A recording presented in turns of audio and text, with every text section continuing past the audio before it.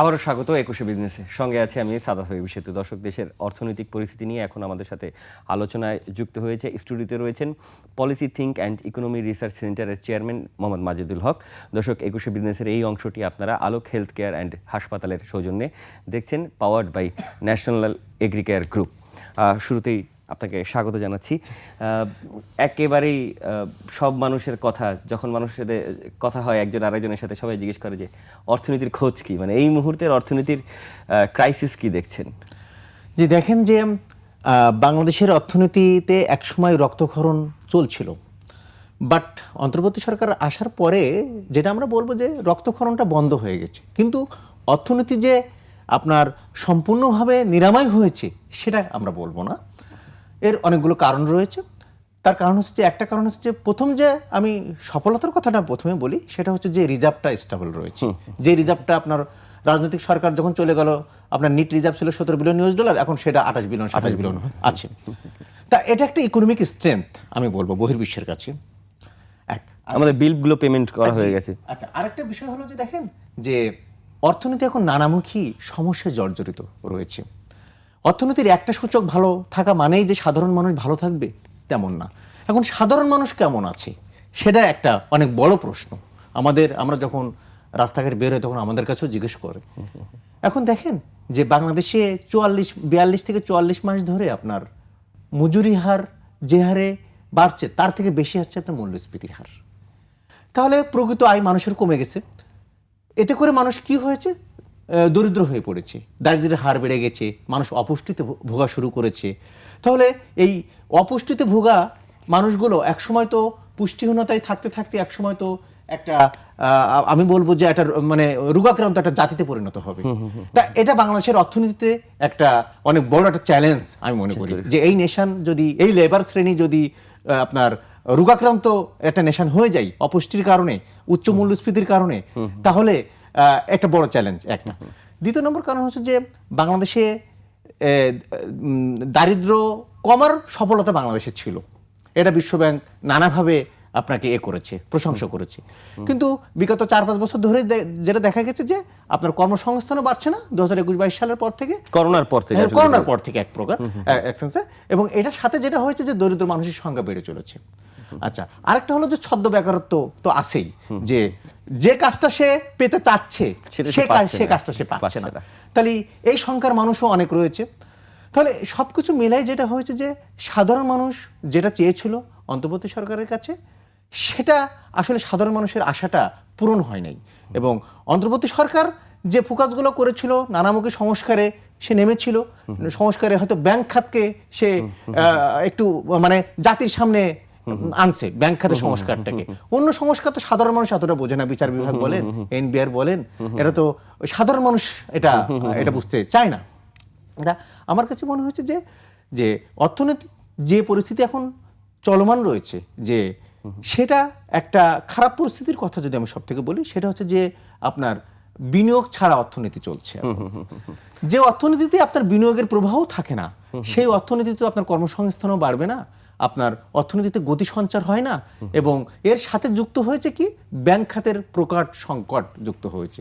Bank খাতের খেলাপি ঋণ বেড়ে চলেছে, ব্যাংক খাতের যে আপনার মূলধন সংরক্ষণের হার কমে যাচ্ছে দিনে দিনে। এবং যেটা হচ্ছে যে দক্ষিণ এশিয়ার ভিতরে ব্যাংক খাত এখন নানামুখী আলোচনার জন্ম দিয়েছে বাংলাদেশের ব্যাংক। আমরা একটু অন্য যে আপনি কথাগুলো বলছিলেন, এই অর্থনীতির অবস্থার মধ্যে দিয়ে আমাদের গত 2 দশক অন্তত পক্ষে সবচেয়ে শক্তিশালী জায়গাগুলো রেমিটেন্স গত 1 দশকে আমাদের ডেভেলপ করেছে। কিন্তু 2 দশক ধরে যদি আমরা বলি, অন্তত পক্ষে 2 দশকে আমাদের আয়ের সবচেয়ে বড় কথা ছিল রপ্তানি খাত। এবং সেই রপ্তানি খাত যে শুধুমাত্র গার্মেন্টস কমেছে এমন না, কৃষি রপ্তানিও কমেছে, 9% কমে গেছে। এবং এই যে রপ্তানি কমছে, এটা কি বৈশ্বিকভাবে এক ধরনের অস্থিরতা, মানে ইউরোপ জুড়ে যুদ্ধ, নাকি এর সাথে আমাদেরও অস্থিরতা জড়িত রয়েছে? দেখেন যে আপনার রপ্তানি কমার অনেকগুলো ডাইমেনশন রয়েছে, কারণ রয়েছে। তার কারণ হচ্ছে যে বাংলাদেশ দীর্ঘ 1 দশক, 1.5 দশক, 2 দশক ধরেই কিন্তু আমি পোশাক পণ্যের রপ্তানির উপরে আমি নির্ভর করছি। তাহলে আমরা বারবারই বলে আসছি যে আমরা সিঙ্গেল প্রোডাক্টের উপরে আমার রপ্তানি আয় নির্ভর করছি। তাহলে সিঙ্গেল প্রোডাক্ট আমার বাজারও সীমিত, বাজার 4 থেকে 5টা 6টা বাজারের ভিতরে আমি পড়ে আছি। তাহলে বাংলাদেশের রপ্তানি কমার কিছু কিছু কারণ যেটা হয়, সেটা হচ্ছে দেখেন যে প্রথমে আমি অভ্যন্তরীণ কারণগুলো যদি আমি বলি, যে স্টেট সাপোর্ট দিতে পারছে না বিজনেসম্যানদেরকে, স্টেট গ্যাস সাপ্লাই দিতে পারছে না, আপনার বিদ্যুৎ সাপ্লাই দিতে পারছে না, আপনার লজিস্টিক পারফরমেন্স ইন্ডেক্সে বাংলাদেশের অবস্থা তো আপনি জানেনই। সুতরাং এই ইন্ডেক্সও আমরা পিছিয়ে রয়েছি। তাই আপনার অভ্যন্তরীণ যে বিষয়গুলো রয়েছে, আমলাতান্ত্রিক জটিলতা, দুর্নীতি, এটা তো আছেই। এর পাশাপাশি যে আপনার এক্সটার্নাল যে রিজন রয়েছে, তার একটা হচ্ছে ভূ রাজনীতি, ভূ অর্থনৈতিক কারণগুলো রয়েছে। আপনি দেখেন যে আপনি অবাক হবেন, আমরা এখনো পণ্য বৈচিত্র্য বলেন, বাজার বৈচিত্র্য বলেন, আমরা এখনো করতে পারিনি। অথচ ভিয়েতনাম স্বাধীন হয়েছে 1975 সালে মার্কিন যুক্তরাষ্ট্রের কাছ থেকে, বাংলাদেশ স্বাধীন হয়েছে 1971 সালে পাকিস্তানের কাছ থেকে। তাহলে বাংলাদেশের রপ্তানি এখন $50 বিলিয়ন কাছাকাছি ঘোরাঘুরি করছে, ভিয়েতনামের সেখানে $400 বিলিয়ন উপরে। অবাক হবেন যে ভিয়েতনাম যে আপনার এক দশকে সে চামড়া রপ্তানিতে বাড়িয়েছে $10 বিলিয়ন উপরে, বাংলাদেশ চামড়া রপ্তানি এখন $1 বিলিয়ন ছাড়াতে পারেনি অথবা কাছাকাছি। তাহলে আপনার ভিয়েতনাম, আমরা বলছি প্রতিযোগী রাষ্ট্র আমার ভিয়েতনাম, আমরা ভিয়েতনামকে ফলো করলে তো এনাফ, আমার অন্য রাষ্ট্রকে ফলো করার দরকার নেই। আজকে আপনি বলছেন রপ্তানি কমছে, আপনি ট্রাম্পের যে পাল্টা শুল্ক নীতি, সেই পাল্টা শুল্ক নীতি যখন ট্রাম্প ঘোষণা করলো, তখনই তো বাংলাদেশের প্রস্তুত হওয়া দরকার ছিল রাতারাতি। হ্যাঁ, আমরা নেগোসিয়েশন করে 20% আমরা কমিয়েছি, বাট এটার পাশাপাশি দরকার ছিল বাংলাদেশের বাজার বিস্তৃত করা, বাংলাদেশের পণ্য বৈচিত্র্যকরণ করা, বাংলাদেশের যে পলিসি সাপোর্ট দেওয়া হচ্ছে পোশাক রপ্তানিতে, এই পলিসি সাপোর্ট, হ্যাঁ রিসেন্টলি পাট পণ্য দেওয়া হচ্ছে, এটা ভালো উদ্যোগ সরকারের, কিন্তু পলিসি সাপোর্টটা আপনার রাজশাহীর যে রেশম শিল্প রয়েছে, আপনার যে বগুড়াতে যে মেশিন টুলস ইন্ডাস্ট্রি রয়েছে, আমরা সেখানে চলে যাই না, আমরা এসএমইতে চলে যাই, আমরা ক্ষুদ্র ঋণে চলে যাই, ছোট ছোট করে চলে যাই, এই প্রতিষ্ঠানগুলোকে আমরা ইমার্জ করি। কারণ কি দেখেন যে আজকে ভিয়েতনামের ইলেকট্রনিক্স পণ্যের রপ্তানিতে, সে টোটাল রপ্তানিতে 30% সে ইলেকট্রনিক্স পণ্যে সে আনতেছে রপ্তানি আয়ের। তাহলে সে সিঙ্গাপুরকে ছাড়িয়ে গেছে, সে কফি রপ্তানিতে ব্রাজিলকে ছাড়িয়ে যাচ্ছে, সে চাল রপ্তানিতে সে থাইল্যান্ডকে ছাড়িয়ে গেছে। তাহলে আজকে ভিয়েতনাম তো আমাদের সে 1986 সালে হ্যাঁ আমরা দেখতে পাচ্ছি। বিষয়টা হলো যে বাংলাদেশের যে অর্থনীতির বহুমুখীকরণ করতে হবে, আপনার রপ্তানির বৈচিত্র্য আনতে হবে, রপ্তানি বাজারকে বৈচিত্র্য আনতে হবে, এবং রপ্তানি বাজারের যে স্থিতিশীলতা, আমরা যে বাজারে রপ্তানি করছি সেটা কতটুকু টেকসই, এটা কিন্তু একটা ভূ রাজনীতির একটা বিষয় আছে, এবং এটা হচ্ছে আপনার রাজনৈতিক একটা সম্পর্কের বিষয় রয়েছে। জি, সম্পর্কের কথাই হচ্ছিল। এই মুহূর্তে বাংলাদেশ ভারতের যে সম্পর্ক যাচ্ছে, আমি রাজনৈতিক অংশটাকে বাদ রেখে আলোচনাটা রাখতে চাই। এই যে ধরনের কথাবার্তা আলোচনা চলছে, যে শিথিলতা চলছে এক ধরনের, সেইটাতে কি সেইটার আর্থিক কি কোনো ক্ষতির অবস্থান দেখছেন, বা আর্থিকভাবে দুই দেশের এই কম্পারিজনটাকে কিভাবে দেখেন? যে বাংলাদেশ ভারতের যে বাণিজ্য সম্পর্ক তো আজকে থেকে না, এটা অনেক আগে থেকেই। আচ্ছা, চীনের পরেই তো আমরা বাণিজ্য ভারতের সাথে, তাই না? এখন বাংলাদেশের বিষয়টা হলো যে আঞ্চলিক বাণিজ্যে বাংলাদেশ কিন্তু অনেক পিছিয়ে রয়েছে। আমরা যে সার্ক, আমি আপনার প্রশ্নের অংশটা দিচ্ছি, আমরা যে সার্ক প্রতিষ্ঠা করলাম, সেই সার্কের যে প্রতিষ্ঠা যে লক্ষ্য ছিল, উদ্দেশ্য ছিল, সেই উদ্দেশ্য কি পূরণ হয়েছে? পূরণ হয় নাই। আমরা সাপটা করেছি, সাপটা এবং সাপটার উদ্দেশ্য কি ছিল? আমার আঞ্চলিক সহযোগিতা বৃদ্ধি করা, আমার অর্থনৈতিক প্রবৃদ্ধি বৃদ্ধি করা আমার সদস্য দেশগুলোর ভিতরে। কিন্তু দেখেন যে ছাড়ভুক্ত দেশগুলোতে বাংলাদেশ যে 2023-24 অর্থ বছরে যে রপ্তানিটা করছে, তার 4% করেছে অনলি ছাড়ভুক্ত দেশগুলোতে, অনলি 4%। আচ্ছা, ছাড়ভুক্ত দেশগুলোতে কিন্তু আপনার আধিপত্য কার? ভারতের। আচ্ছা, বিমস্টেকে চলে যাই আমি এখন। বিমস্টেকে, যেখানে বিমস্টেক ভুক্ত যে দেশগুলো রয়েছে, সেখানে বাংলাদেশ বাণিজ্য করছে মাত্র 6%, সেখানে ভারত বাণিজ্য করছে কিন্তু আপনার 60%-এর কাছাকাছি। তাহলে দেখেন যে আঞ্চলিক যে ব্লকগুলো রয়েছে, সেই ব্লকগুলোর যে আধিপত্য, আপনার বাণিজ্যের আধিপত্য কিন্তু ভারতের রয়েছে। এটা বাংলাদেশেরও নাই, থাইল্যান্ড কিছু দূর এগিয়েছে, আপনার নেপাল ভুটানও তো নাই। তাহলে দেখেন আঞ্চলিক বাণিজ্যের ক্ষেত্রে বাংলাদেশ পিছিয়ে রয়েছে, এবং রিজনাল কানেক্টিভিটির ক্ষেত্রে বাংলাদেশ পিছিয়ে রয়েছে। আপনার 1976 সালে আপনি নেপালের সাথে ট্রানজিট চুক্তি করেছেন, সেটা ফলপ্রসূ এখনো হয় নাই। 1984 সালে ভুটানের সাথে আপনি ট্রানজিট চুক্তি করেছেন, সেটা এখনো ফলপ্রসূ হয় নাই। দুই দেশের রাষ্ট্রপ্রধান আসলে খুব আলোচনা হয়, কিন্তু আলটিমেটলি হয় না। আপনি নিশ্চয়ই জানেন যে বিবিআইন মোটর ভেহিকল এগ্রিমেন্ট রয়েছে, যে Bangladesh, Bharat, India, Myanmar motor vehicle agreement. এই বিবিআইন মোটর ভেহিকল এগ্রিমেন্ট হয়তো ভুটানের কারণে এবং ভারতের কারণে হয়তো আজকে আমরা এখনো পর্যন্ত এটা ফলপ্রসূ হয় নাই, মানে আশার আলো দেখিনি এখনো। বিষয়টা হলো যে এই দক্ষিণ এশিয়া বলেন, আপনার এশিয়াতে বলেন, আপনার ভারত কিন্তু বাণিজ্যের দিক থেকে বলেন, কূটনৈতিক দক্ষতার দিক থেকে বলেন, তারা কিন্তু প্রত্যেকটা জায়গায় একটা করে আছে, একটা গার্জিয়ানের একটা ভূমিকা রাখছে। সুতরাং বাংলাদেশের সাথে যে আজকে আজকে আপনার সম্পর্কের যে টানাপোড়েন চলছে, এবং এটা রাজনৈতিক উদ্দেশ্য হতে পারে, এবং এটা কি হয়েছে যে আমাদের কিছু ট্রানজিট বাতিল হয়েছে, ভারতের সাথে ট্রান্সশিপমেন্ট বাতিল হয়েছে। ট্রান্সশিপমেন্ট বাতিল হয়েছে এবং যে পণ্যটা আমি নয়াদিল্লি থেকে দিয়ে আমি ইউরোপে বাজারে প্রবেশ করাতে পারতাম, সেই পণ্যটা আমার এখন খরচ বেড়ে গেছে। আচ্ছা, ভারতের সাথে যে আমি র ম্যাটেরিয়াল যে আজকে আমার আমদানি করছি, যে র ম্যাটেরিয়ালস আমি 6 ঘন্টায় এনে আমি পণ্য উৎপাদন করে আবার বায়ারদেরকে দিতে পারছি, আজকে আমি এই র ম্যাটেরিয়ালস আমার রাশিয়া থেকে আনতে হচ্ছে, এই র ম্যাটেরিয়ালস আমার চীন থেকে আনতে হবে। সুতরাং আপনার বাণিজ্যের ক্ষেত্রে আপনাকে বন্ধু হতে হবে। আপনি যদি ইন্টারন্যাশনাল ট্রেডের কথা চিন্তা করেন, আপনি যদি ভিয়েতনামের কথা চিন্তা করেন, ভিয়েতনামের বিষয়গুলো ছিল, চীনের বিষয়গুলো ছিল, সে বাণিজ্য বাড়তে চেয়েছিল। আমি আপনাকে আরেকটা কথা বলি যে ঋণের বিষয়ে, সেই আমরা ঋণের অংশটা আমরা নিশ্চয়ই আমরা আসবো। আমরা একটা ছোট্ট বিরতির সুযোগ হয়েছে আর নিতে হচ্ছে। দর্শকের পর্যায়ে নিচ্ছি একটা বিরতি, ফিরবো, ততক্ষণ নিশ্চয়ই সঙ্গে থাকবেন।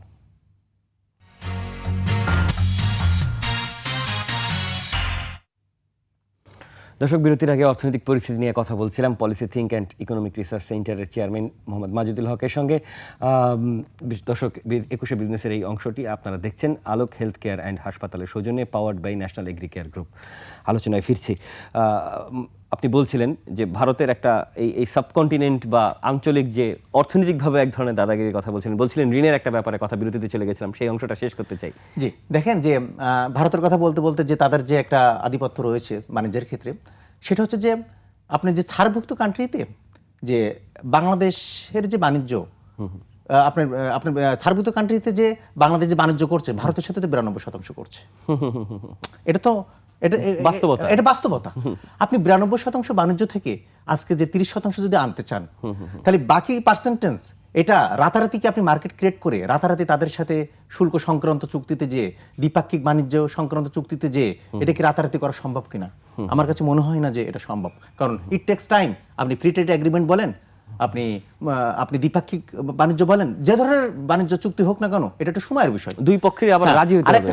আরেকটা হলো যে দেখেন, আজকে বাংলাদেশ কিন্তু বাংলাদেশের রেলওয়ে প্রজেক্টে আপনার 1 লাখ কোটি টাকা বিনিয়োগ করা আছে বিগত 15 বছরে। কেন বিনিয়োগ করেছে রেলওয়ে প্রজেক্টে? কারণ ট্রান্স এশিয়ান রেলওয়ে নেটওয়ার্ক সাথে সে সংযুক্ত হয়েছে এবং 2007 সালে বাংলাদেশ চুক্তি করেছে। এই ট্রান্স এশিয়ান রেলওয়ে নেটওয়ার্ক, এটা হচ্ছে যে মিয়ানমারে গৃহযুদ্ধ চলছে, ভারতের সাথে বাংলাদেশের টানাপোড়েন চলছে সম্পর্কের, ভারতের সাথে পাকিস্তানের সম্পর্কে টানাপোড়েন চলছে। তাহলে এই যে ভূ অর্থনৈতিক বলেন, ভূ রাজনৈতিক শিকার এখন বাংলাদেশের অর্থনীতি হচ্ছে। আজকে বাংলাদেশের এত বিনিয়োগ, আপনার এই বিনিয়োগ হওয়া সত্ত্বেও ট্রান্সেশন রেলওয়ে নেটওয়ার্কের যে প্রজেক্ট, এটার যে আপনার যে একটা আউটকাম এবং এই প্রজেক্ট কবে নাগাদ এটা খুলবে, ওপেন হবে, এটা তো আনসার্টেন হয়ে গেল।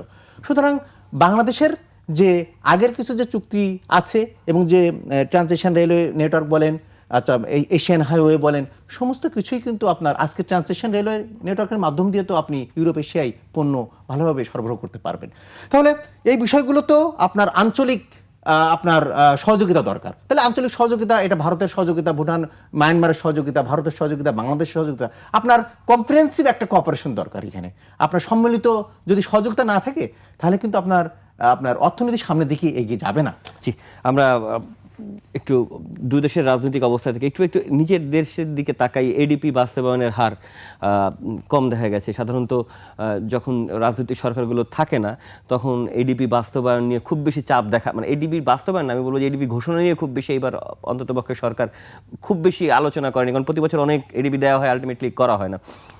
এই গত 2 বছর ধরে যে কম এডিবি দেওয়া হচ্ছে, বার্ষিক উন্নয়ন কর্মসূচি আকারে যে ছোট করা হলো, সেটাও ঠিকঠাকভাবে কাজ মানে বরাদ্দ করতে 5টি মন্ত্রণালয় বিভাগ সরকারের খাতায় খুলতে পারেনি। কিভাবে দেখছেন?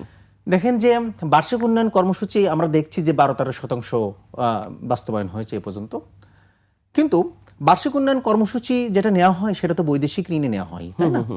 এবং দেশীয় উৎস থেকেও কিছু ঋণ নেওয়া হয়, কিন্তু বৈদেশিক ঋণে যে আমরা উন্নয়ন প্রকল্পগুলো আগে আমরা নিয়েছি, অনেক প্রকল্পগুলো কিন্তু আমাদের রিটার্ন দিচ্ছে না। আপনি কর্ণফুলী যেটা টানেল যেটা, সেটা যে রিটার্নটা আমরা চিন্তা করছিলাম সেই রিটার্ন আমরা পাচ্ছি না। আচ্ছা, অনেক প্রকল্প নেওয়া হয়েছে, বিশেষ করে রেলওয়ে প্রজেক্টগুলো নেওয়া হয়েছে, দেখা যাচ্ছে সেখানে ট্রেন এখনো থামতেছে না, স্টেশন করা আছে, ট্রেন থামতেছে না। অনেক রেলওয়ে লাইন ট্র্যাক করা হয়েছে নতুন করে, সেখানে ট্রেন দেওয়া হয়নি।